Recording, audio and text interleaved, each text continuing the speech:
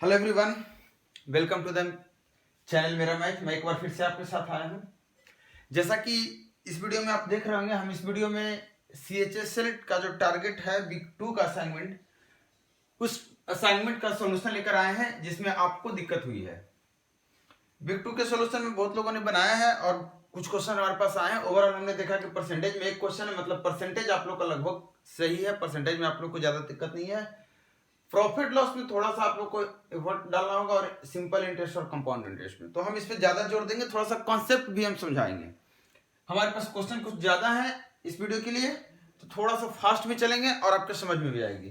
तो चलिए हम स्टार्ट करते हैं क्वेश्चन नंबर 17। कौन सा क्वेश्चन नंबर 17 परसेंटेज का। जो बच्चे पहली बार देख रहे हैं वीडियो को, आप डिस्क्रिप्शन में जाइए, आपका फाइल मिल जाएगा जो असाइनमेंट वीक 2 का फाइल है। आप उसे डाउनलोड कीजिए और क्वेश्चन निकाल लीजिए, क्योंकि क्वेश्चन स्क्रीन पे आपके नहीं आएगा। तो आप क्वेश्चन निकाल लीजिए। क्वेश्चन में जो पुराना फाइल और इस फाइल में अंतर क्या है कि इस फाइल में जो भी क्वेश्चन पिछले में करेक्शन करने थे वो करेक्शन होकर ये फाइल अपलोड हुआ है। तो जो सॉल्यूशन देख रहे हैं वो भी अगर चाहें तो आप क्वेश्चन को डाउनलोड कर सकते हैं जिनके पास पुराना क्वेश्चन है, क्योंकि अपडेटेड फाइल है आपके पास। अब देखिए क्वेश्चन नंबर 17 जो परसेंटेज का, इसमें क्या कह रहा है कि A% of 20, A% of 24 of मतलब क्या होता है, गुना 240 का ये परसेंट, मतलब 240 गुना A% बराबर बोल रहा है आपको C है, और फिर बोल रहा है C% ऑफ A, और ये बोल रहा है 117.6। तो आपसे पूछ रहा है क्या कि A प्लस C का वैल्यू कितना होगा। तो आप मुझे बताइए कि इस तरह क्वेश्चन में आपको कहां पे दिक्कत हुई है, क्योंकि मेरे हिसाब से क्वेश्चन आपसे बननी थी।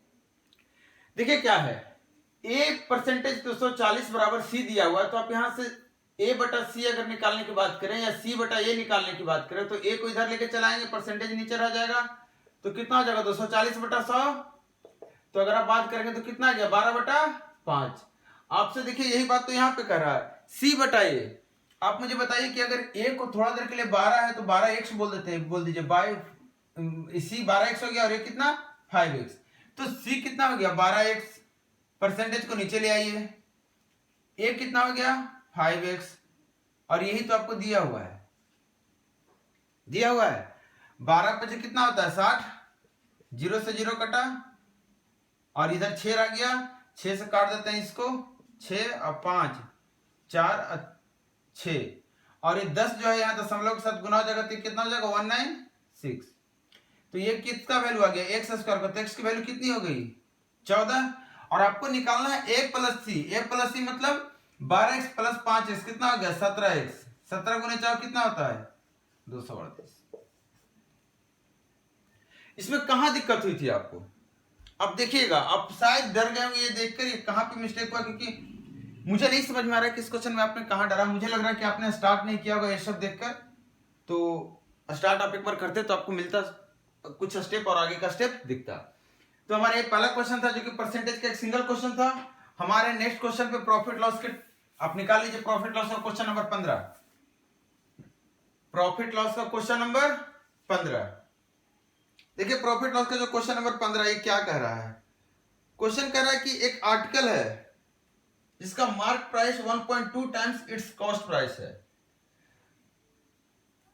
मतलब मार्क प्राइस जो है MRP ही लिख दे रहे हैं, ये 1.2 टाइम्स कॉस्ट प्राइस है कि नहीं, दिया हुआ है इसलिए। फिर बोल रहा है after following certain discount on the mark price the profit is reduced to 10%। Profit 10% से घट रहा है। अब देखिए आपको नहीं ज्यादा सोचना, आपको सिर्फ ये दिमाग में आना चाहिए कि आप जब सामान खरीदते हैं तो उसको CP बोलते हैं उस पैसे के प्राइस को। उसके बाद जब प्राइस आप बढ़ाकर आप उसके नया प्राइस बताते हैं, उसका नया दाम उसको दे देते हैं, तो उसको क्या बोलते हैं अंकित मूल्य। और उसके बाद अंकित मूल्य पे आप क्या देते हैं छूट दे देते हैं उसको, जिसको आप बोलते हैं डिस्काउंट, बोलते हैं कि नहीं।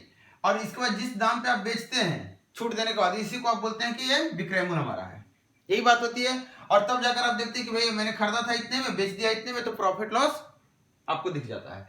अब बताइए अगर मैं बोलूं कि CP को आप बोल दीजिए 100, ऐसे ही रैंडम बोल रहा हूं, मान नहीं रहा हूं, तो आप कहेंगे CP कितना हो गया 100, इस हिसाब से MRP कितना हो जाएगा 1.2 गुना 100 मतलब 120।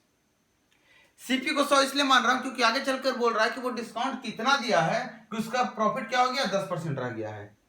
आप एक बात बताइए 10% प्रॉफिट रह गया है, मतलब 100 रुपए को सामान को कितना बेच रहा होगा, तो आप कहेंगे सर 110 रुपए में बेचा होगा। तभी तो 10% इसका प्रॉफिट रहेगा। अब 100 का 10% कितना, 10, मतलब 10 रुपया ज्यादा में बेचा होगा। क्लियर? अब खुद बताइए, 120 रुपया में उसका एमआरपी लिखा हुआ, 110 रुपया में बेच रहा है, तो कितना डिस्काउंट दे रहा है? तो कहेंगे सर 10 रुपए का, कितने पे? डिस्काउंट तो हमेशा एमआरपी के ऊपर मिलता है, तो परसेंटेज में कितना हो गया? 25/3%। यही सवाल था। ये सवाल अब देखिए और भी तरीके से बनेगा, इसको आप रेशियो लेकर भी बना सकते हैं। एमआरपी सीपी का रेशियो कितना हो जाएगा? एमआरपी बटा सीपी, तो आप कहेंगे सर 12/10 कहेंगे, मतलब 10 पे 12 रुपया बढ़ा दिया। एक 10 पे 10% प्रॉफिट मिलेगा तो कितना हो जाएगा? 11 रुपया में बेचेंगे। 11 रुपया में आप बेच रहे हैं, एमआरपी 12 रुपया, तो कितना आपको मिल गया डिस्काउंट? 1 रुपया का कस्टमर को डिस्काउंट मिल रहा है, कितने पे? 12 पे, तो 100 पे कितने मिल जाएगा? 100/12, वही चीज आ गई। बड़े नेक्स्ट क्वेश्चन पे, आपको जैसे क्वेश्चन कह रहा हम वही बात करेंगे। जो क्वेश्चन पूछने लायक हम बताएंगे आपको कौन सा क्वेश्चन आपने अच्छा पूछा है, या कौन सा क्वेश्चन में आपको थोड़ा सा कंफ्यूजन हुआ, जो कि दिया हुआ था आपके कंफ्यूजन के लिए। क्वेश्चन नंबर 19 देखिए, कह रहा है 2 आइटम सोल्ड। अच्छा, ये जो क्वेश्चन है इसमें मुझे बोला गया है कि 2 आइटम है, दोनों को 18,602 रुपये में बेचा गया है। एसपी फॉर बोथ इंडिविजुअली, दोनों का अलग अलग प्राइस दिया हुआ है, दोनों का अलग अलग सेलिंग प्राइस दिया हुआ है, और एक पे बोल रहा है 31% का क्या हो रहा है? फायदा हो रहा है, और दूसरे पे 29% का घाटा हो रहा है। तो आपको बताना कुल मिलाकर क्या हुआ। इस तरह के सवाल जहां भी आप देखिएगा, सबसे पहले आपको ध्यान क्या रखना है कि मान लीजिए वो आइटम जिसका एक पहला आइटम था जिसका प्राइस CP1 है, दूसरा आइटम जो है उसका CP2 है प्राइस, मतलब कॉस्ट प्राइस क्राइमबुल मान लीजिए आप दोनों का। मानने का मतलब कि मैं लिख रहा हूं यहां पे। अब देखिए मैं क्या बता रहा हूं, मैं बोल रहा हूं कि पहले पे आपने 31% का प्रॉफिट कमाया था, मतलब कितने में बेचा होगा? तो आप कहेंगे सर 131% में। ये तो क्लियर है। आप किसी भी सामान को 20% प्रॉफिट पे बेच रहे हैं, मतलब जितना में खरीदा था उसका 120% पे आप बेच रहे हैं। किसी भी सामान को 10% लॉस पे बेच रहे हैं, मतलब जितना में खरीदा था उसका 90% में बेच रहे हैं। टोटल आपका 100% होना चाहिए। अब देखिए आपने 131% पे आपने बेच दिया पहले सामान को, क्राइमल के 131% पे। दूसरे सामान को आप कितने 29% लॉस पे बेच रहे हैं, मतलब 71%। किसके? उसके दाम के 71% पे आपने उसको बेचा, और हर हाल में आपने दोनों को इतना में बेचा है। मैं बोल रहा हूं कि दोनों का आपने इतना में बेचा, या फिर मैं बोलूं दोनों को बराबर दाम पे बेचा, बात एक ही है। आप चाहे तो इतना बराबर इतना करके आप निकाल सकते हैं इसका कॉस्ट प्राइस, इसका बराबर ये करके आप इसका कॉस्ट प्राइस निकाल सकते हैं। सेलिंग प्राइस आपको पता, आप कंपेयर कर सकते हैं। लेकिन इसके अलावा भी और तरीका है जो मैं बता रहा हूं। दोनों का प्राइस क्या है? बराबर है। दोनों का सेलिंग प्राइस मैंने निकाल दिया, कॉस्ट प्राइस की तुलना में बराबर है। तो आप यहां से मुझे बताइए CP1 बटा CP2 का अगर रेशियो बात करूं तो परसेंटेज से परसेंटेज कटा और इधर कितना हो गया? 71/131। यहां तक आप आ गए। अब एक बात समझ लीजिए, यहां पे जब आप पहले सामान पे प्रॉफिट कमा रहे थे, उसके बाद आप 18,602 में बेच रहे थे। एक दूसरा बात यह था कि जब आप दूसरे सामान को बेच रहे थे तो लॉस करने के बाद भी आप 18,602 में बेच रहे थे। तो एक बात बताइए, प्राइस किसका ज्यादा होगा? पहले का कि दूसरे का? हमेशा दूसरे का। क्यों? क्योंकि इसको आपने लॉस किया था, मतलब जितने में खरीदा था उससे कम दाम में बेच रहे हैं, और एक को जितना में खरीदा था उससे ज्यादा दाम में बेच रहे हैं। मतलब ये आपका बेचने का दाम है। आपने एक को यहां पे खरीदा, एक को यहां पे खरीदा। जिसको ज्यादा में खरीदा उसमें मैंने लॉस कर दिया, तो आप इतना में बेच दिए। जिसको कम में खरीदा उसको फायदा कमा लिया, कुछ बढ़ गया दाम, तो इतना में बेच रहे हैं। मतलब जिस सामान पे लॉस हो रहा है उसका प्राइस ज्यादा होगा। ये इसलिए समझा रहा हूं आपको, ये समझने के लिए दे रहा हूं, ताकि आप डायरेक्टली ये ना लिखे, आप डायरेक्टली लिखें CP1 बटा CP2 जो होगा वो क्या होगा? 100 में से आप घटाएंगे 31% प्रॉफिट को, और लिख देंगे इसके जिसके साथ लॉस हो रहा है उसके साथ लिख देंगे प्रॉफिट वाला बात, मतलब 131। जिसके साथ लॉस हो रहा है, जिसके साथ प्रॉफिट हो रहा है उसके साथ लॉस वाला उल्टा लिखेंगे आप। ठीक है, ये डायरेक्टली। अब मुझे बताइए मैं क्या बोल रहा हूं, अब यही बात बोल रहा हूं कि ओवरऑल प्रॉफिट जो बात हुई है, ओवरऑल जो प्रॉफिट है वो कितनी है? तो आप कहेंगे सर जो पहले का दाम है, जो पहले सामान का क्राइमूल है, उस पर हमको 31% का फायदा हुआ। तो मैं बोलूंगा ठीक है, आप 31% अपना फायदा ले लो। फायदा क्या होता है? कॉस्ट प्राइस का। अगर मैं बोल रहा था 10% फायदा, मतलब कॉस्ट प्राइस का 10%। रुपया में तो यही होगा, तो रुपया में निकाल रहा हूं। 31 रुपया इसका दाम हो गया, और इसका दाम कितना हो गया? 131। तो इस पे अगर 31% का फायदा आ रहा तो 71 गुना 31%, ये फायदा है, प्लस में लिख दिया मैं। लॉस किस पे हो रहा है? 131 पे हो रहा है। कितने परसेंट का? 29% का। तो इसको मैंने माइनस में लिख दिया। परसेंटेज में इसलिए रखा हूं क्योंकि हमें फाइनली परसेंटेज में ही निकालना है, तो अगर परसेंटेज हम यहाँ से काटते हैं तो बाद में फिर परसेंटेज बदलना होगा, इसलिए परसेंटेज को हमने रखे रहा। और यहाँ पे आप क्या करेंगे, जब टोटल आपको प्रॉफिट मिल गया है, टोटल प्रॉफिट आपको मिल गया है, तो आप किससे डिवाइड करेंगे, तो आप कहेंगे टोटल कॉस्ट प्राइस। जो कॉस्ट प्राइस हमने बोला है, जिस कॉस्ट प्राइस को यहाँ पे यूज किया वो टोटल है कितना, 71 प्लस 131। आप जब इसको सोल्व करेंगे आपका रिजल्ट आ जाएगा। ये जो पार्टिकुलर क्वेश्चन है इसमें कैलकुलेशन के लिए भी दिया हुआ, अगर आप कैलकुलेशन से डरे हैं तो आपकी गलती है, आपको नहीं डरना चाहिए था। इसको जब सोल्व करेंगे तो इसमें लॉस आएगा आपको 7.91% का, नेगेटिव आ जाएगा लॉस। अब देखिए यहाँ पे एक छोटा सा चीज बता रहा हूं, क्योंकि इस क्वेश्चन में पार्टिकुलरली मुझे बोला गया था कि थोड़ा सा कॉन्सेप्ट बताने के लिए सिंपल तरीका, यही सिंपल तरीका इसका है। आप जब बनाएंगे तो यही सिंपल तरीका। देखिए क्या है कॉन्सेप्ट। सबसे पहले आपकी चीजें याद रखिएगा कि जब अगर कोई भी इस तरह के सिचुएशन हो जहां पे विक्रयमूल्य आपसे बोल दे कि बराबर है, विक्रयमूल्य क्या है, बराबर है दो समान का। जब भी विक्रयमूल्य दो समान का बराबर है और गलती से जो प्रॉफिट परसेंट है आपका 10% बोल दे और लॉस परसेंट भी 10% बोले, मतलब लॉस और प्रॉफिट दोनों का परसेंटेज बराबर है, तो आप हमेशा कहेंगे लॉस होगा कितने परसेंट का, 1% का। हमेशा आपका लॉस होगा 1% का। जल्दी से इसको समझिए बात को। आपको मैंने बोला तो CP1 बटा CP2, ये आपका 1 ले लिया जो पहले दिया हुआ है, तो इसमें प्रॉफिट हुआ है कितना, 110%, तो 110 से नीचे आ जाएगा, लॉस ये ऊपर चला जाएगा, आपने काट दिया कितना गया, 9 और 11। अब बताइए इस पे प्रॉफिट कितना हुआ है, 10% का, टोटल प्रॉफिट इतना, इस पे लॉस हुआ है कितने का, 10% का, क्या हो गया, माइनस। यही तो टोटल को जोड़ना है आपको। क्या हो गया यहाँ, माइनस प्लस 90 और यहाँ माइनस 110, परसेंटेज को मैं छोड़ दिया, कितना हो गया, -20%। लॉस बटा प्राइस कितनी है जल्दी बताइए आप, तो कहेंगे सर 9 और 11 कितनी, 20, कितना आ गया, -1%।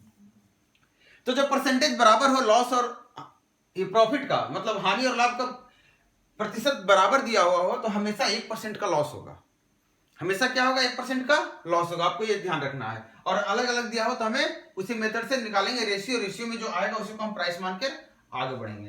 अब आते हैं क्वेश्चन नंबर 22 पे। क्वेश्चन नंबर 22 में जो बातें कही गई है वो बातें आपको थोड़ी सी परेशान की है, इसलिए क्योंकि सक्सेसिव का मतलब आपको समझाना होगा मुझे। देखिए सक्सेसिव मतलब लगातार होता है। मैं एक चीज दो तरीके से आप सक्सेसिव के क्वेश्चन को समझते हैं इजी तरीके में, और भी तरीके हैं लेकिन दो इजी तरीका है। अगर पहला डिस्काउंट 10% है, हम क्वेश्चन नंबर 22 की बात कर रहे हैं, पहला डिस्काउंट 10% है, दूसरा डिस्काउंट 15% है, तो आपको मैं बोलूंगा ओवरऑल डिस्काउंट निकालेंगे तो क्या करेंगे, 10 + 15 25 माइनस 20 × 10 बटा 100 1.5, क्या कहेंगे आप, 23.5% का सर डिस्काउंट है ओवरऑल। क्लियर। मैं बोलूंगा दोनों प्राइस हाइक है, समझिएगा।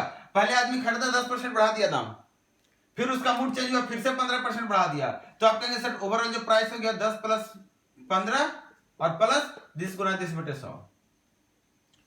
चेंजेस हमेशा यही निकालते हैं।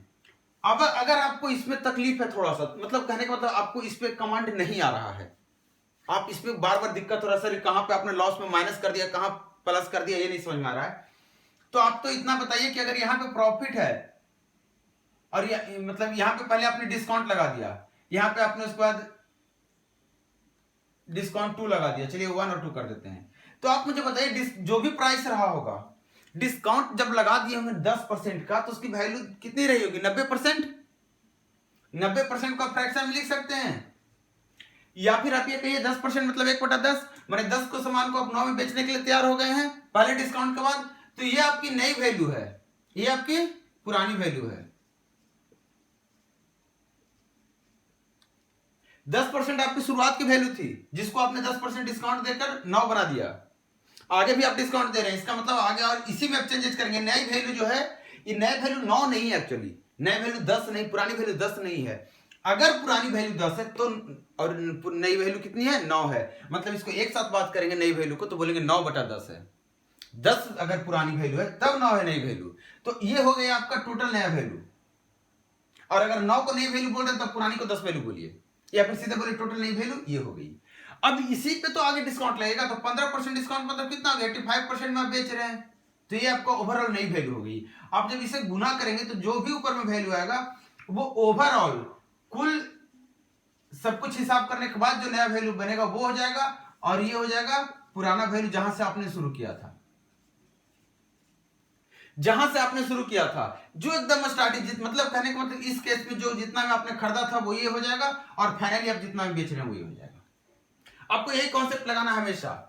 इसमें से कोई एक इंफॉर्मेशन मिसिंग करेगा क्वेश्चन में, ये इंफॉर्मेशन आपसे देगा ही नहीं, बोलेगा यही निकालिए, तो हम इसको उस केस में एक्स मान लेंगे, और जब एक्स निकल जाएगा तो हमें पता चल जाएगा कितना चेंजेज है, कितना परसेंट चेंजेज है।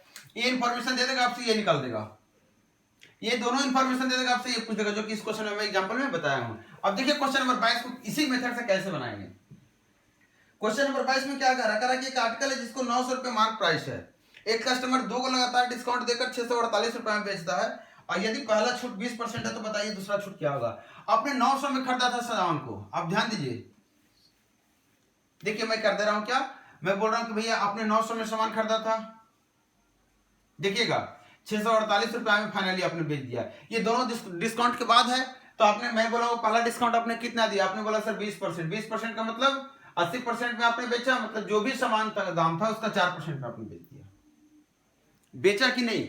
मैं बोलूंगा दूसरा डिस्काउंट क्या है, तो आप बोलेंगे सर निकालना है, मैं बोला ठीक है निकाल लेते हैं, तो मैंने दूसरे डिस्काउंट को एक्स कर दिया।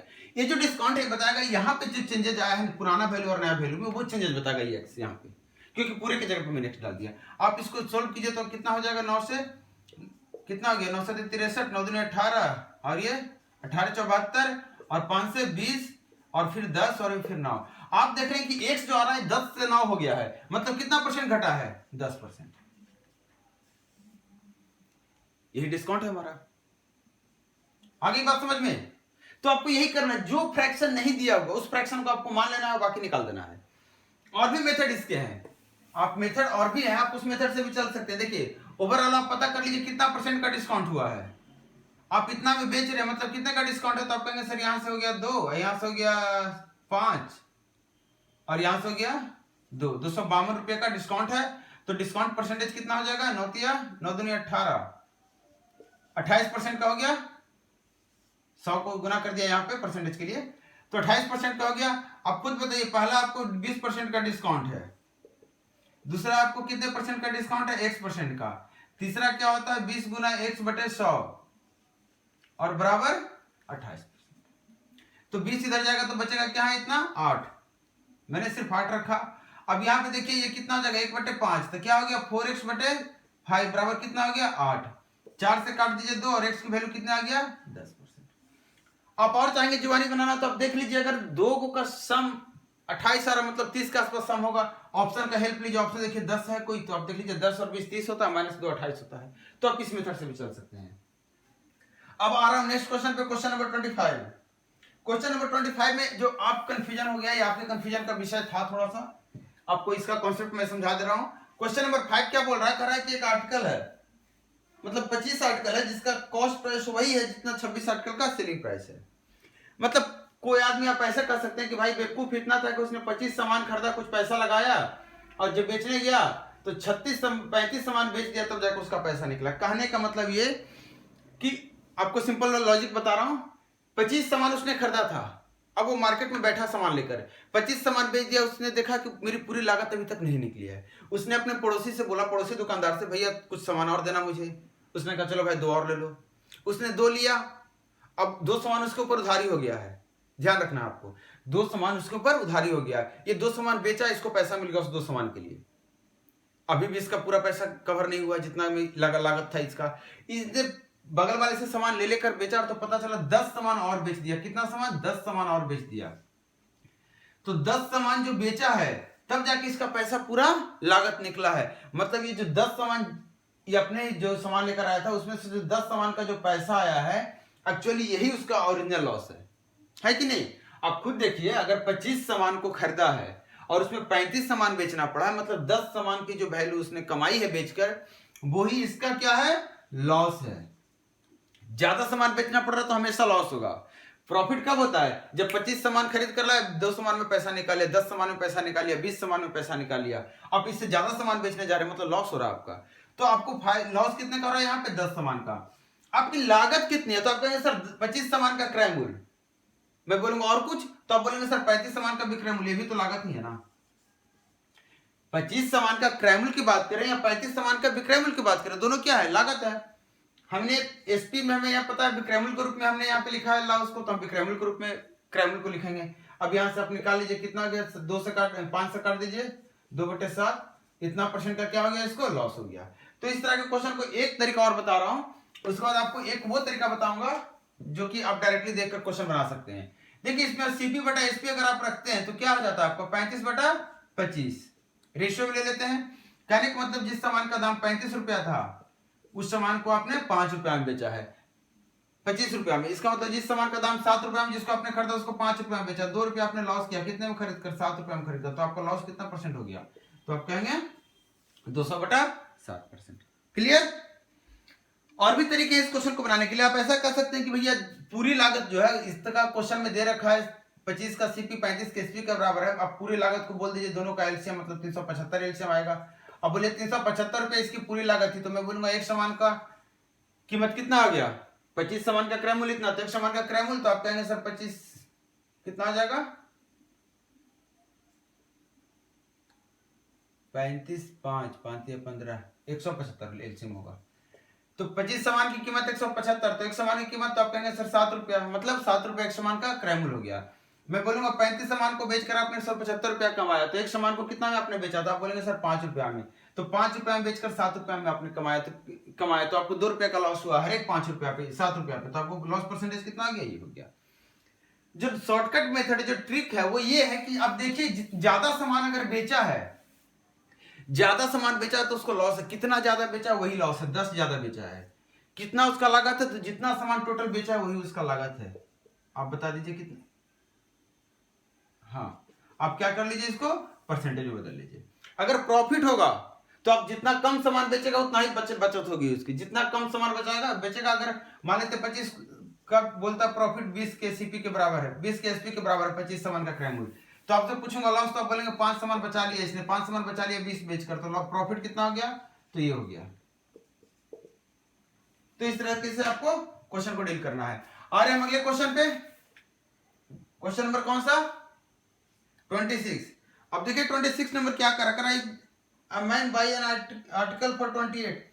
इस क्वेश्चन में थोड़ा सा मिस्टेक है, इसका करेक्शन आप देख सकते होंगे। अभी ये क्वेश्चन कह रहा है कि क्वेश्चन में मिस्टेक मतलब आंसर में है, क्वेश्चन आपका सिंपल है, कोई सामान 28 रुपए में खरीदी गई है और 40 रुपए में बेच दी गई है, तो आपको बताना है कि प्रतिशत लाभ क्या होगा। तो 28 रुपए में आपने खरीदा है और 40 रुपए में आपने बेच दिया, तो आपको कितना रुपया का फायदा हुआ, तो कहेंगे सर 12 रुपया का। कितने में खरीद किया, तो 28 में खरीद के, तो प्रॉफिट परसेंट कितना हो गया है, तो यही हो गया है।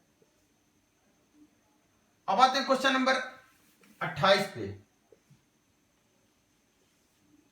देखिए क्वेश्चन नंबर 28 क्या कर रहा है, a shopkeeper pays sales tax of 12% on the article which cost price is 500। वह 16% का छूट देकर 20% लाभ कमाना चाह रहा है। आप एक बात बताइए, 16% का छूट देकर 20% लाभ कमाना चाह रहा है, तो बोल रहा अंकित मूल्य कितना बढ़ाकर लिखे। आप एक बात बताइए, खरीदा होगा सामान, अंकित मूल्य बढ़ाएगा, डिस्काउंट देगा, प्रॉफिट होगा, यही बात होगी। प्रॉफिट कितनी हो रही है, प्रॉफिट कितना कमाना चाह रहा है, तो कहेंगे 20%, मतलब 1/5, मतलब 5 के सामान को वो 6 में बेचना चाह रहा है। तो सबसे पहले आपको गया कि इतना गुना इतना बराबर 6/5 आएगा। मैं यहां पे लिख दे रहा हूं, फिर यहां पे लिखूंगा। आपसे पूछ रहा है ये कितना है, तो मैं बोल दिया x बढ़ाया होगा, हमें नहीं पता कितना बढ़ाया है। आपसे पूछूंगा डिस्काउंट कितना दे रहा है, तो आप कहेंगे सर 16% का डिस्काउंट दे रहा है। 16% कहने का मतलब क्या आ गया, 4/25 मतलब 25 रुपया के सामान को वो 21 रुपया में बेचने के लिए तैयार है, 4 रुपया कम में बेचने के लिए तैयार है।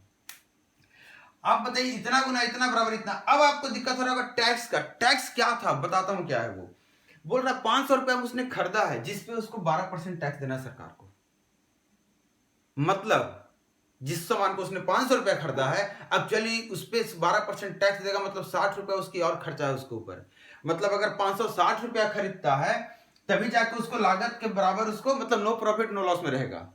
अगर 560 रुपया में उसको बेचता है तभी नो प्रॉफिट नो लॉस में रहेगा, मतलब यही उसका ओरिजिनल कॉस्ट प्राइस पड़ा है। आप कोई सामान को, जैसे आप खुद सोचिए, आप 500 रुपया में एक सामान खरीद कर लाए, आपको लाने में 60 रुपया गाड़ी भाड़ा पड़ गया, तो आप क्या बोलेंगे, 60 रुपया तो हम खर्चा किए गाड़ी भाड़ा पे, तो गाड़ी भाड़ा तो आप कस्टमर से ही लेंगे। इसका मतलब कि कुल लागत कितनी है, 560 है। तो वो यही इनडायरेक्टली आपको घुमाने के लिए कहा है कि 60 रुपया जो उसको एक्स्ट्रा लगा, 12% जो टैक्स लगा है, 12% जो टैक्स लगा 500 पे, वो जो 60 रुपया है ये इसको ऊपर से सरकार को पे करना पड़ा है, टैक्स देना पड़ा है। तो ये पैसा कस्टमर से लेगा, मतलब ये हर किसी को ये बताएगा कि इसने 560 रुपया में सामान खरीदा है, यही 560 आपको यहाँ दिया होगा और आपसे ये पूछ रहा है। तो इसकी हम बात नहीं करेंगे, इसकी बात बाद में करेंगे। अब मुझे बताइए एक्स में खरीदा, देखिएगा 21 बटे जितना में खरीदा था उसको कितना में बेचा, कुछ में कितना पैसा बढ़ा है, कुछ पैसा बढ़ा होगा, वो हमारा एक्स था। तो एक्स गुने 10 प्राइस हाइक, जो प्राइस बढ़ाकर लिखा है उतना गुने डिस्काउंट से जो चेंजेज आया है बटा बराबर 6/5 जो प्रॉफिट है। तो आप इसको काटेंगे 5। आप यहां देखिए ध्यान से, 6 को 3 से काट दे रहा हूं 3 और ये 7। आप देखिए एक्स की वैल्यू क्या निकल कर आ गई, तो आप कहेंगे सर 5 उधर चला गया, 10 और 7 इधर, मतलब 7 रुपए के सामान को उसने कितने रुपए में लिखा, 10 रुपए लिखा। 7 रुपए के सामान को कितना लिख दिया उसने, 10 रुपया। सामान कितना में खरीद कर लाया था, तो कहेंगे सर 560, कितना गुना, तो कहेंगे 8 गुना। तो यहाँ पे कितना रुपया हो गया, 80 गुना कितना रुपया हो गया, 800 रुपया, मतलब उसको 800 रुपये में बेचेगा वो। क्लियर? आपको ये जो सक्सेसिव में लगता है, आपको ये समझना है कैसे लगता है। जैसे जैसे चेंजेस करेंगे, जिसके बाद जो चेंजेस होगा हम सबको गुना करेंगे और जो फाइनल चेंजेस होगा उसके बराबर कर देंगे। बढ़िया, आगे 28 नंबर देखिए, कंपाउंड इंटरेस्ट और जो चक्रवृद्धि ब्याज है और साधारण ब्याज, इसमें जो आपको दिक्कत हुई है इसको हम थोड़ा सा डिटेल लेंगे, थोड़ा सा कोशिश करेंगे आपके कॉन्सेप्ट को समझाऊं। पहले तो क्वेश्चन नंबर 2 जो आपका है बड़ा अच्छा क्वेश्चन है। इसमें कह रहा है कोई एक पैसा जो कुछ समय में कुछ दर से कितना हो जाता है, इतना रुपया हो जाता है। अगर बोल रहा है आधे समय के लिए निवेश किया जाता है, तो पहले एक बात बताइए, 60,000 रुपया इसको क्या कर रहा है, ये निवेश कर रहा है, और इसका पैसा हो कितना जा रहा है, 63,654। ठीक, कितने समय में, कुछ समय में, कुछ भी रेट ऑफ इंटरेस्ट है लेकिन कांस्टेंट है, वो क्या है, फिक्स है, उस बदलने वाला नहीं है। आप मुझे बताइए, अगर यहां से यहां पूरे समय में इतना रुपया हो गया है, अगर मैं बीच में समय को रोक दूं, अब बोलूं भाई पहले यहां कैलकुलेट करूंगा फिर यहां कैलकुलेट करूंगा, तो आप बोलेंगे सर यहां पे इस हिसाब से पैसा तो कुछ और बनेगा, आधे समय में आपने कैलकुलेट किया, तो मैं बोलूंगा हाँ। तो आप मुझे बताइए, यहां पे समय वही, यहां से यहां तक रेट वही, यहां समय वही, रेट वही, तो हिसाब तो बराबर होनी चाहिए।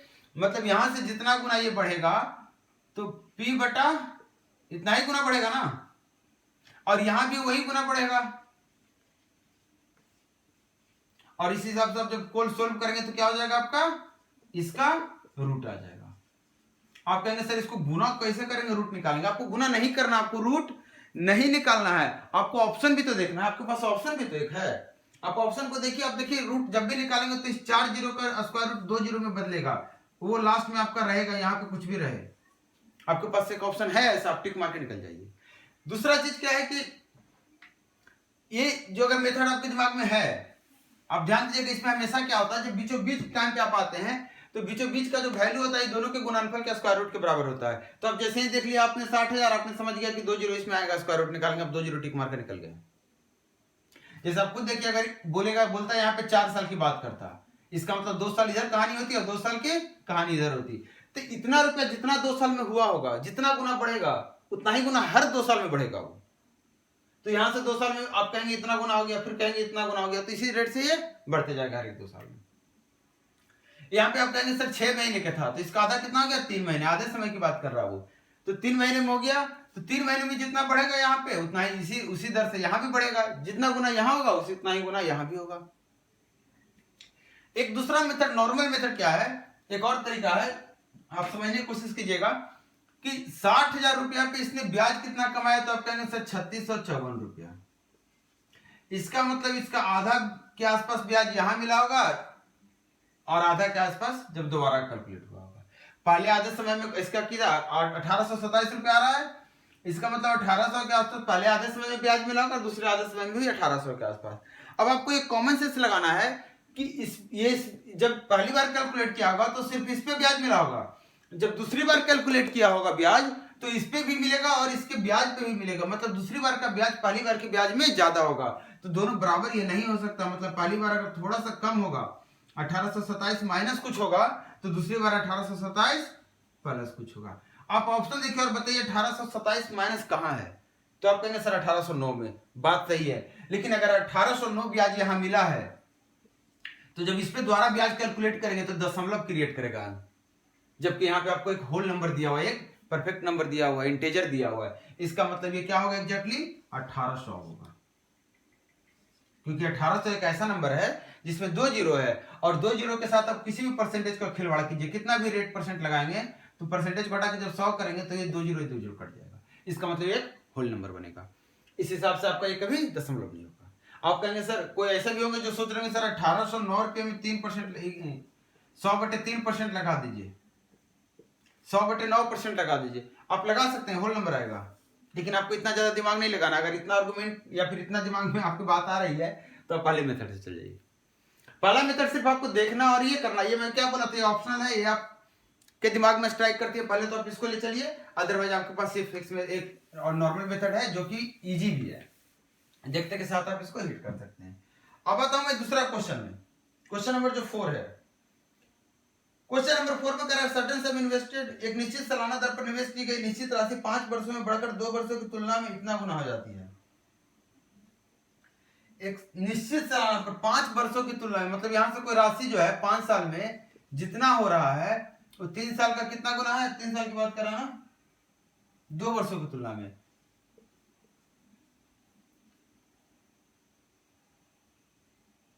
$1.19016 क्या यही है, 1191016, हाँ यहाँ पे दशमलव है। ये बोल रहा है क्या certain compound interest growth to the annual 5 years which is factor of इतना more that what it would have growth in 2 years। Question कह रहा है कि 2 साल में जितना हुआ था उस वो 5 साल में जितना हुआ उसका क्या है आपका 1.1911016 गुना है। मतलब सीधी बात है कि जो पैसा लगाया गया होगा वो 2 साल बाद कुछ हुआ होगा, 2 साल बाद कुछ हुआ होगा, वो कितना हुआ होगा तो आप कहेंगे कि वो नहीं दिया हुआ है, लेकिन इतना बात कही गई है कि वो जो भी है वो क्या है 5 साल में जितना हुआ है उसका 2 साल की तुलना में वो 3 गुना है, इतना गुना है।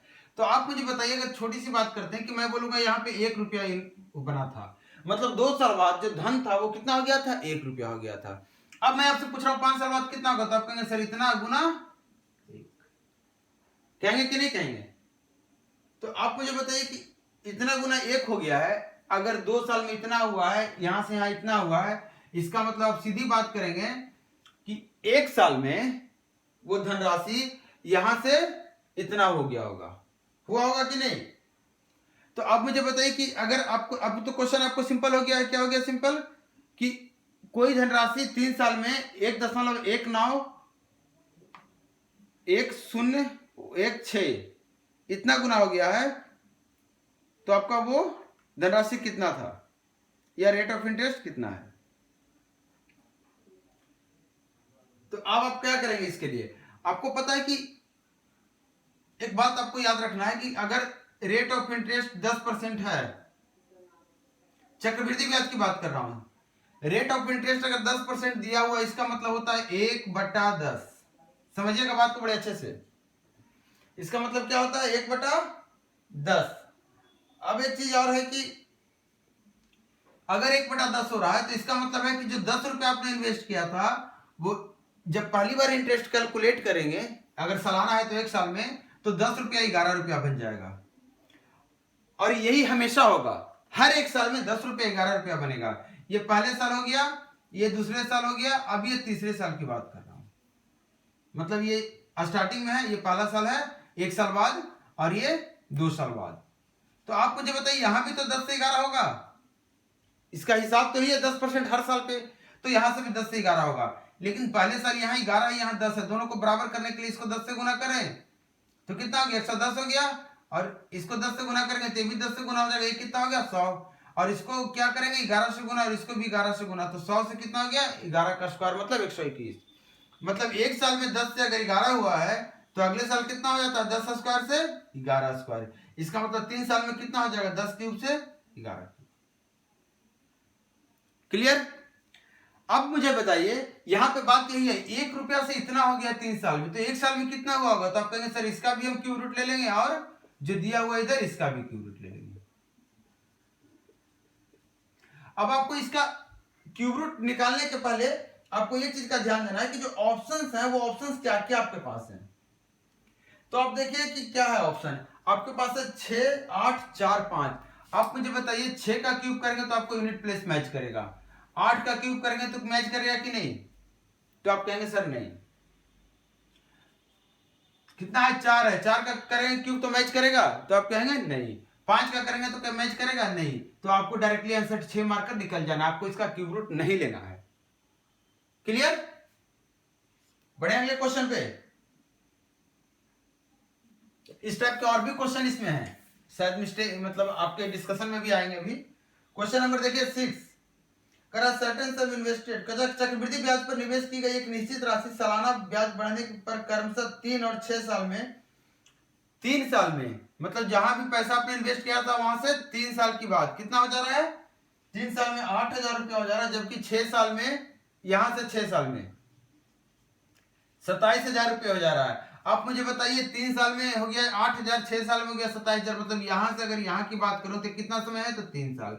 तो हम कहेंगे सीधा कि 3 साल में इतना से इतना हो गया। क्यों कहते हैं इसको, ये भी समझ लीजिए। जो चक्रवृद्धि ब्याज का जो नियम है वो कहता है कि आपने अगर 100 रुपया लगाया और अगर 1 साल बाद 110 रुपया हो गया तो अगले साल हम इस पे ब्याज कैलकुलेट करेंगे। हमें नहीं पता कि आपने कितना रुपया लगाया था इसके पहले। जब उसके अगले साल आप ब्याज कैलकुलेट किया तो आपको मिल गया 121 रुपया। ठीक, तो आपने पहले आदमी को यहां बैठाया, इसने ब्याज कैलकुलेट किया था पहली बार तो 100 रुपया पे किया था, तो उसने बताया भाई 110 रुपया तुम्हारी उधारी हो गई। तो बोला ठीक है भैया। मतलब बात ये समझिए कि एक साहूकार था जिसके पास आपने 100 रुपया का उधारी ले रखा था, 100 रुपया उससे उधारी लिया था। आप साहूकार के पास गए, जो समय 1 साल था, 1 साल बाद आपने बोला भैया मेरी उधारी जरा खाता चेक करके बताना कितना हो गया, तो वो बोलेगा आपको क्या हो गया? 110 रुपया हो गया, क्योंकि आपसे सिर्फ इतना पूछेगा आपने उधारी कितना लिया था, तो ये 100 रुपया। कितना में समय हो गया? तो आप कहेंगे 1 साल। रेट ऑफ इंटरेस्ट उसको पता ही है, तो कहेगा 110 रुपया हो गया भैया। आपने पूछा और वापस चलाया। 1 साल बाद फिर से आप वहां वापस जाते हैं और वहां पे फिर से पूछते भैया मेरी उधारी चेक कर देना। आप समझिएगा बात को, वो पूछेगा भैया, आप बोलेंगे भैया मेरी उधारी चेक कर देना, आपसे वो ये नहीं पूछेगा भैया आपने कितना उधार लिया था, क्योंकि वो बंदा बदला हुआ है, उसको कुछ नहीं पता है। वो आपसे इतना पूछेगा कि भैया लास्ट बार जब आप आए थे तो आपको कितना बताया गया था? आप बोलेंगे 110 रुपया। वो इस 110 रुपया का हिसाब करेगा और बोलेगा भैया 121 रुपया हो गया, काट देगा इसको।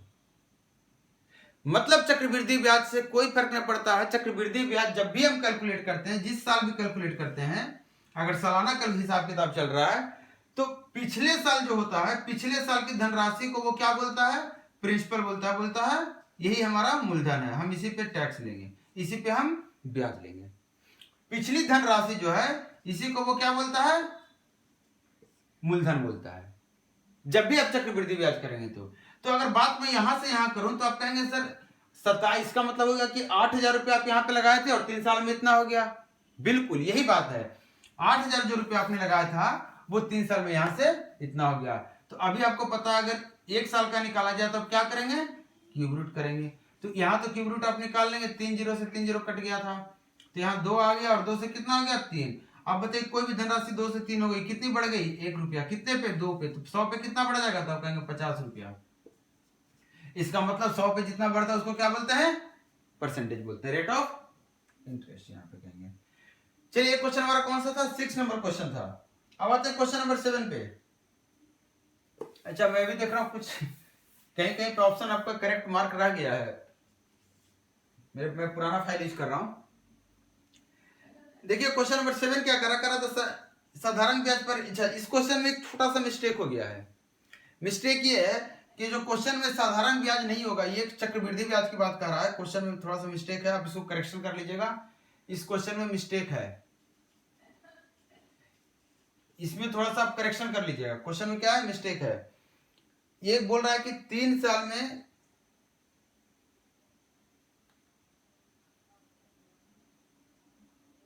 नहीं, एक मिनट। हाँ, तो ये जो क्वेश्चन है इसमें मिस्टेक है। आपका ये चक्रवृद्धि ब्याज होगा, मतलब कंपाउंड इंटरेस्ट होगा।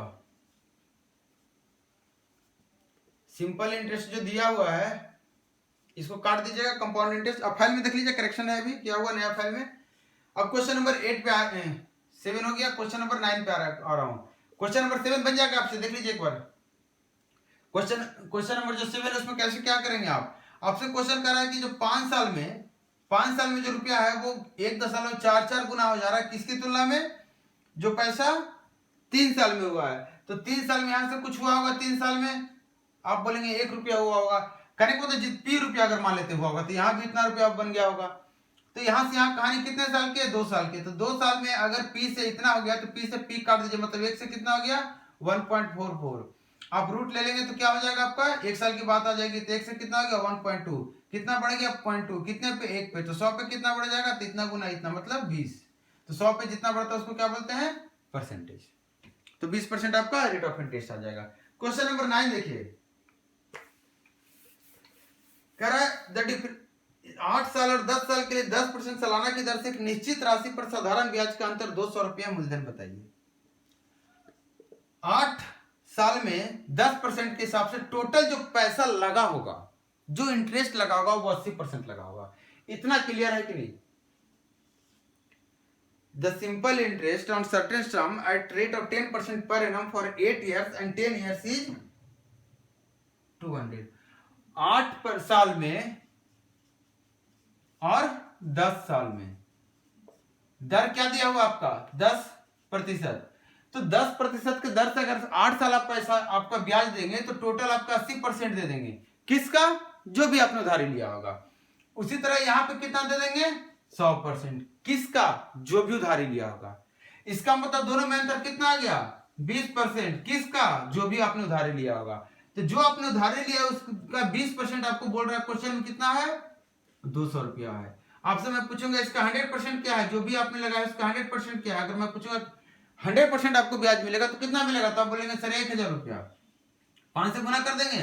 100% ब्याज मिले का मतलब क्या होता है, जितना पैसा लगाया था उतना मिल रहा है। इसका मतलब आपने 1000 रुपया लगाया था, 1000 रुपया आपको मिल गया।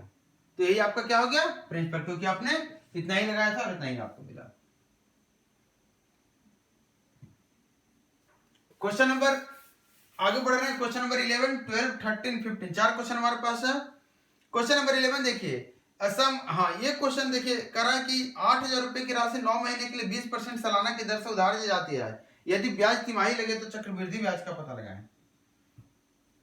देखिए 20% का दर है, 20% का दर है और तिमाही कैलकुलेट हो रहा है, मतलब 1 साल में कितने बार कैलकुलेट हो रहा है, तो कहेंगे 4 बार, मतलब हर 3 महीने पे 1 बार कैलकुलेट हो रहा था। 1 साल में अगर 4 बार कैलकुलेट हो रहा है तो अब चलिए वो रेट ऑफ इंटरेस्ट कितना हो जाएगा 1/4 हो जाएगा, जितना भी उसका बटा 4 हो जाएगा, मतलब कितना रह गया 5% रह गया।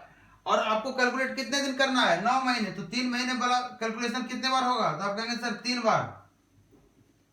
अब सवाल हो गया कि दर अगर 5% है, टाइम अगर 3 साइकिल है, मतलब 3 बार कैलकुलेट करना है, और आप इन्वेस्ट कितना कर रहे हैं, क्वेश्चन नंबर कौन सा था 12, आप 8000 रुपया लगा रहे हैं, नहीं सॉरी कहां 11 नंबर क्वेश्चन है। 8000 रुपया लगा रहे हैं तो आपसे क्या पूछ रहा था, यदि ब्याज लगाए तो चक्रवृद्धि ब्याज को पता लगाएं। तो आपसे पूछ रहा था कि 8000 रुपया अगर आप लगा रहे हैं तो आपको चक्रवृद्धि ब्याज मिलाकर जो मूलधन है वो कितना, नहीं ब्याज कितना देना होगा। तो आप बताइए मुझे कि बात कितनी रह गई हमारी, कि दर हमारा क्या है 5% का है, टाइम कितना है 3 साल, यहाँ पे नहीं है 3 महीना नहीं है, यहाँ पे 3 बार कैलकुलेट होगा। मतलब आर को अगर फ्रैक्शन में लिखेंगे तो 1/20, मतलब जो 20 रुपया आपने लगाया था एक बार जब कैलकुलेट करेंगे आप चक्रवृद्धि ब्याज तो कितना हो जाएगा 1 रुपया बढ़ेगा, कितना होगा 21। 2 बार अगर इस तरह से कैलकुलेट करेंगे तो कितना हो जाएगा पावर 2, और 3 बार करेंगे तो पावर 3। तो जब इसको आप देखेंगे तो आपको 8000 रुपया होगा, और ये जब आप देखेंगे तो 9261। ये आप जब बनाते रहेंगे तो 3 बार इस तरह का 21 क्यू 11 क्यू 8 क्यू 9 क्यू सब आएगा तो आपको याद हो जाएगा ऑटोमेटिकली। इसका मतलब 8000 रुपया जो आपने लगाया था, 8000 की वैल्यू कितनी दे रखी है क्वेश्चन में 8000 रुपया, तो यही 1 यूनिट हो गया इसकी वैल्यू, तो इसका वैल्यू कितना हो गया इतना ही रुपया। इसका मतलब इसमें से 8000 रुपया आपका क्या है ओरिजिनल पैसा जो आपने लगाया था और आपको ब्याज कितना मिला, तो इसमें 60,000 रुपया माइनस कर दीजिए, कितना आ जाएगा 1261 रुपया। ये आपका चक्रवृद्धि ब्याज आ गया। अब देखिए क्वेश्चन नंबर 12 जो क्वेश्चन नंबर, इस क्वेश्चन में दिक्कत नहीं होनी थी आपको। 12 क्वेश्चन नंबर देखिए, बोल रहा है कि 1,000 रुपया को 15% और बचा हुए को 1,000 रुपया में से कुछ को 15% और कुछ को 10% पे लगाया गया साधारण ब्याज की दर से। बोल रहा है कि if the total simple interest is 6500 in 5 years. देखिए सबसे पहले इस तरह के क्वेश्चन को क्या करते हैं, आप एलिगेशन से पहले बता दे रहा हूं मैं।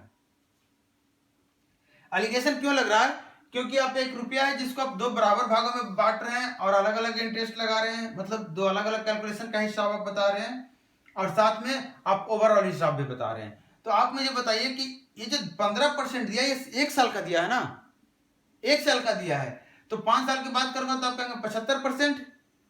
तो या तो दोनों को 5 साल के बाद 5 साल का टोटल इंटरेस्ट बोलिए तो आप कहेंगे साधारण ब्याज है तो 75% और ये 50%। जबकि आप देखेंगे तो पूरे 10,000 रुपया पे 6500 रुपया का ब्याज मिला है, मतलब अगर 2 जीरो से 2 जीरो काटेंगे, मतलब कहने का मतलब कि ओवरऑल अगर ब्याज की दर आपसे पूछूं मैं तो 10,000 रुपया पे आपको कितना मिला है 6500, 2 जीरो से 2 जीरो काटा, 100 पे कितना मिल गया 65, कितने साल में 5 साल में, तो 100 पे कितना मिला 65, इसका मतलब 5 साल में ओवरऑल 65% मिल गया ब्याज। तो ये कितना हो गया 65%। अब आप एलिगेशन लगाइए, कितना आ गया इधर 15% और इधर कितना आ गया 10%। आप इसको 3 कीजिए काटकर, इसको 2 कीजिए, मतलब जो 15% वाला राशि है इस पे 3 हिस्सा लगाया गया था, जबकि 10% वाले पे 2 हिस्सा। तो आप देख लीजिए आपको क्या पूछ रहा है, 15% पे कितना लगाया था, टोटल 5 हिस्से में से 3 हिस्सा का वैल्यू निकाल लीजिए। 5 हिस्से की वैल्यू 10,000 रुपये, तो 1 हिस्से की वैल्यू 2,000, तो 3 हिस्से की वैल्यू 6,000। 5 साल की जगह आप 1 साल पे भी बात कर सकते हैं, वो भी देख लीजिए आप। आपने 10,000 रुपये आपने लगाया 15% के हिसाब से, बचे हुए को लगाया 10% के हिसाब से। आप देखिए कि पूरे 6500 रुपये का 10,000 रुपये आपको ब्याज मिला है, मतलब 65% ब्याज मिला है 5 साल में, तो 1 साल में कितना मिलेगा, तो आप कहेंगे 13%। आप लगाइए एलिगेशन, कितना हो गया 3 और इधर कितना हो गया 2, आ गया बात वही। बिना एलिगेशन का भी बना सकते हैं आप, कैसे बनाएंगे, आप क्या कीजिए, जो एवरेज का जो कॉन्सेप्ट है वही लगेगा। देखिए कि पूरा ब्याज आपको 6500 मिला है, कितने साल में, याद रखना 5 साल में। आपको निकालना है 15% पे कितना रुपया लगाया गया था, इसका मतलब आप सारे पैसा इसको दे दीजिए, मतलब सारे पैसा लगा दीजिए इस हिसाब से 5 साल के लिए। तो आप मुझे बताइए कितना ब्याज मिलेगा, तो कहेंगे सर 50% ब्याज मिलेगा, मतलब इसका आधा, मतलब 5,000 रुपया आपको ब्याज मिल गया। आप बताइए ये जो जितना ज्यादा हो गया या जितना कम हो गया वो बताइए, तो आप कहेंगे सर 1,500 रुपया कम हो गया है।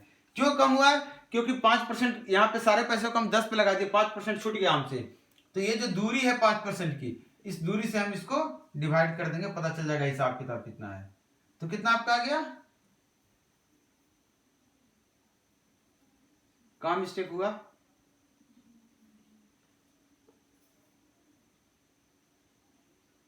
%50।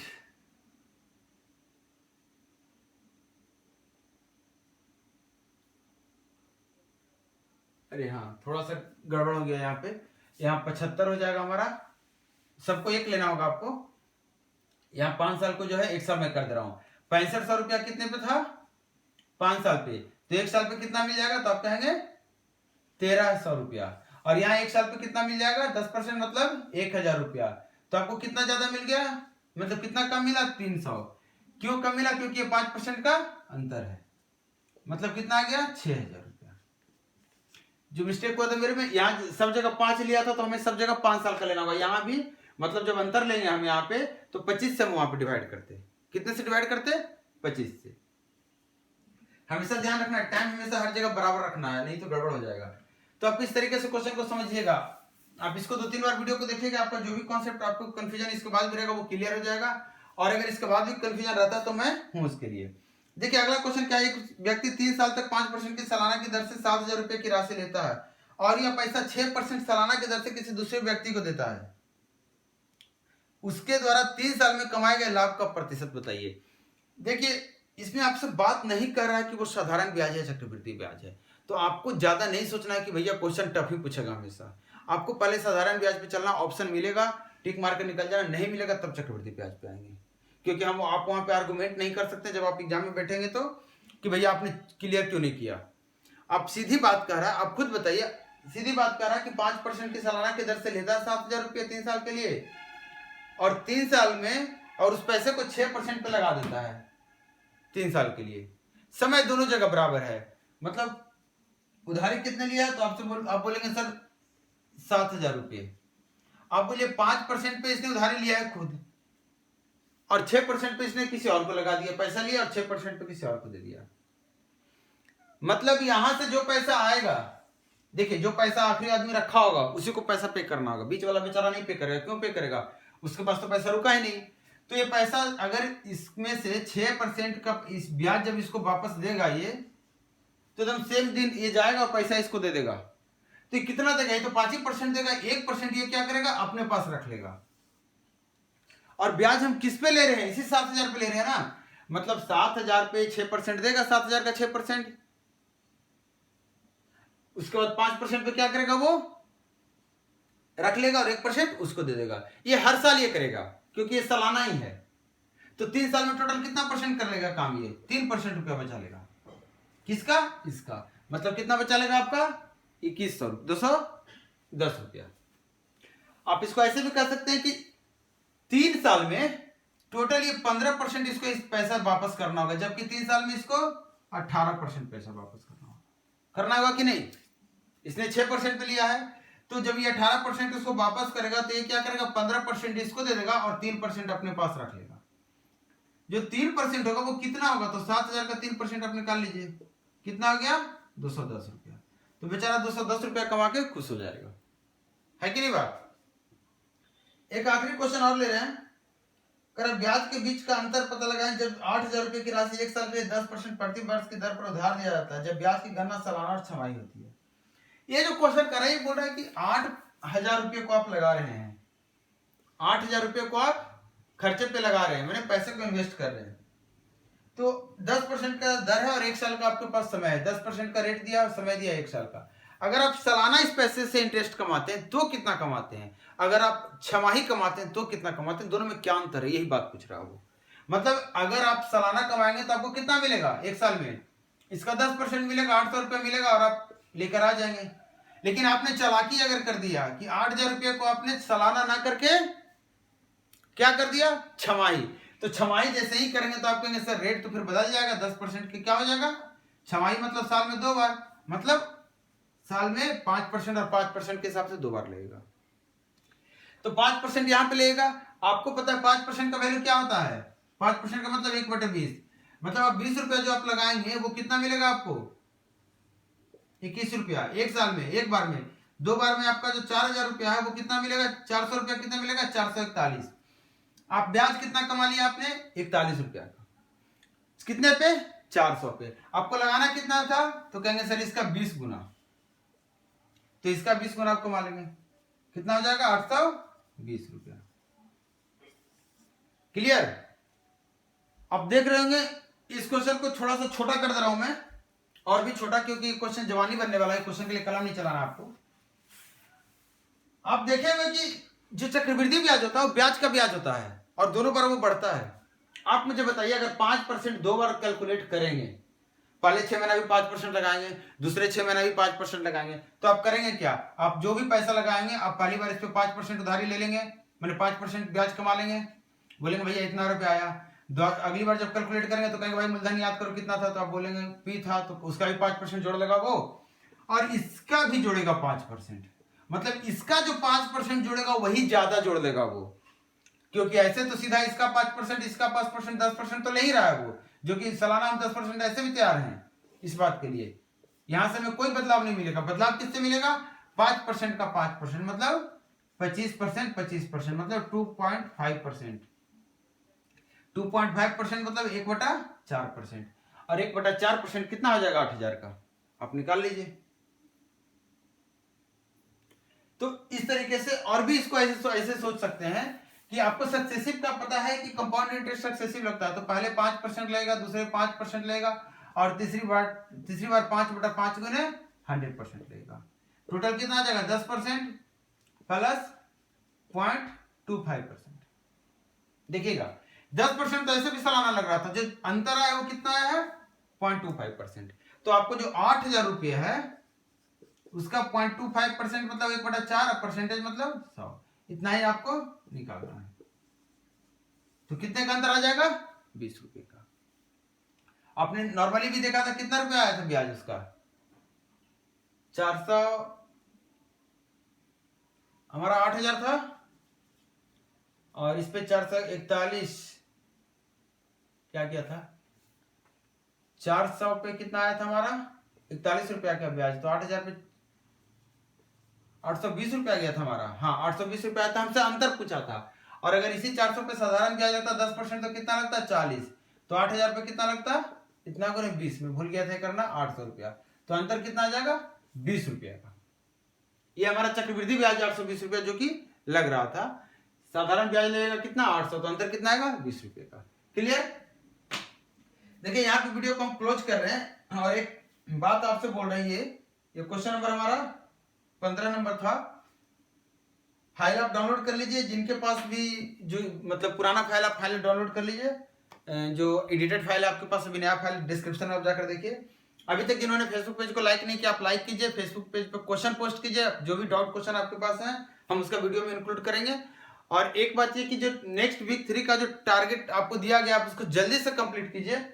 हम कोशिश करेंगे थर्सडे को, थर्सडे कितना तारीख होगी आपका, मैं डेट बहुत भूलता हूं,